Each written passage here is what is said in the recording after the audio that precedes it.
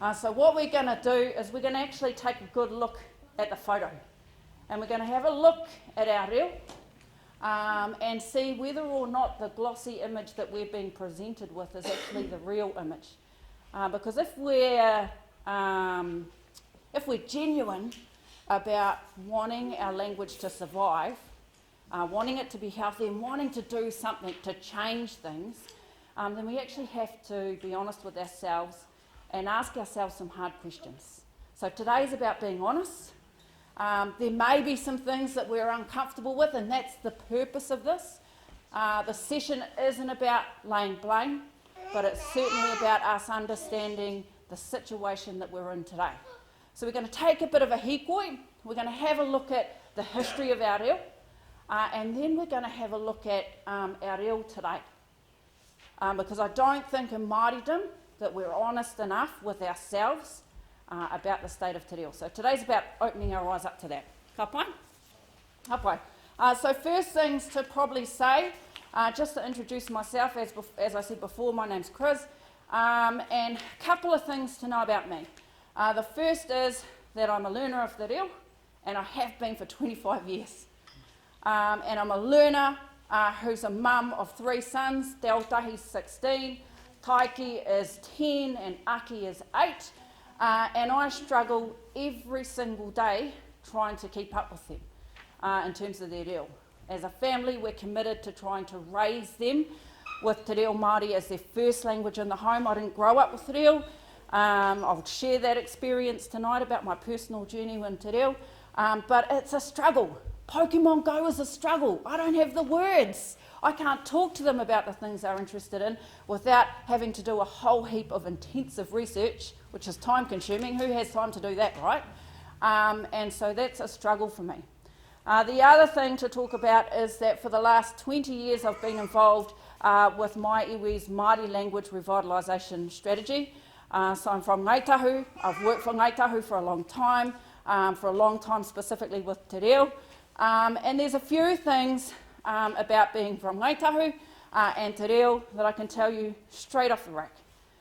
We know that in terms of our capacity in te reo Māori, the number of speakers we have, the strength of the language on our paipai, we're the worst in the country. Can tell you straight up.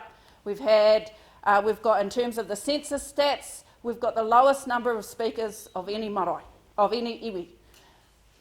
That's quite humbling, but the great thing about that is we know exactly where we are.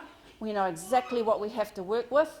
So it gives us a good foundation, albeit it's way down the bottom of the pile.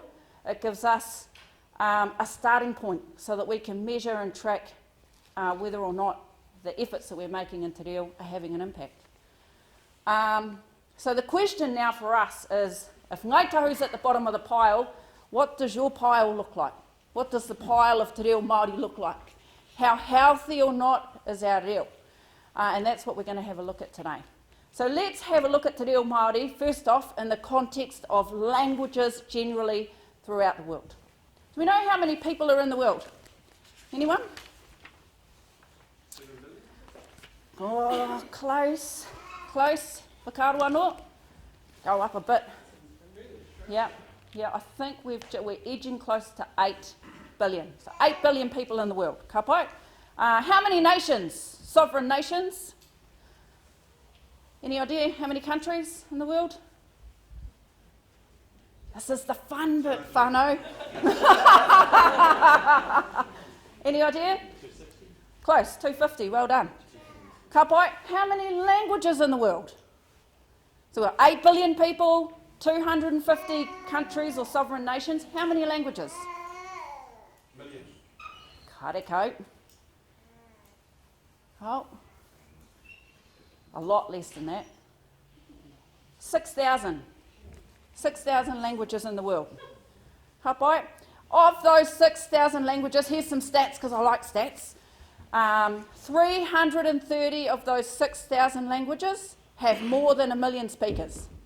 So the majority of languages in the world have very few speakers. 2,000 languages, so 1/3 of all languages in the world have less than 1,000 speakers total. It's estimated that by the year 2100, I don't know what we're going to call it, 2100, 2100, whatever we decide to call it, that up to 90% of those 6,000 languages will be extinct. The question for us today is, do we believe that Te Reo Māori is going to be part of the 10% of languages in the world that are going to survive? So think about our world. If you think about the last 10 years in terms of things that have changed technologically, the way we communicate, the way our kids communicate, and the influence of others in their lives, that's massive if you think about how much reach our kids and exposure our kids have to other people. Gone are the days when when we are, as parents, the main influence in our child's life, because they have so much access via the internet, via TV, to other people and other people's languages. So it's not without struggle. As another point, languages around the world are more endangered than any animal or plant species. But we do heaps to save birds and we do heaps to save dolphins, but very little gets said about our reo. So, during this weekend, you guys are going to hear, and you've heard it already in some of the mihi today, you're going to hear this big fat language planning word, which is called intergenerational transmission. So intergenerational transmission is basically mum and dad talking in a language to kids. So most of us, if we think of our own parents, for most of us, the language that we were passed down from our parents was English. So that's a form of intergenerational transmission. It basically means the language that mum and dad speak to the kids. What language experts tell us around the world is that unless a language is being spoken by mum and dad to their kids at home, in the community, that language is always going to struggle to survive. So the home and the community are core places if your language wants to survive beyond 2010, if it wants to be one of the 10% of languages that survives.